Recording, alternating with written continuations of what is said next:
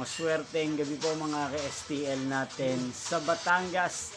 Narito na po ang mga numerong nanalo sa STL Batangas ngayong gabi nito. May 16, 2026,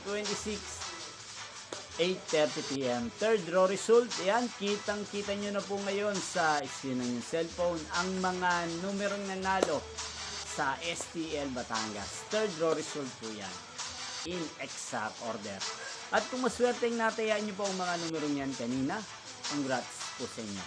Napapanood nyo po ang resulta ng STL Batangas sa channel na to araw-araw tuwing alas 12 ng tanghali, alas 4:30 ng hapon at alas 8:30 ng gabi. Yan, kung gusto nyo pong magpa-shoutout, mag-comment lang po kayo ngayong oras na to. Yan, inyo pong napanood ang resulta ng STL Batangas sa channel na to, Roderick Hernandez TV.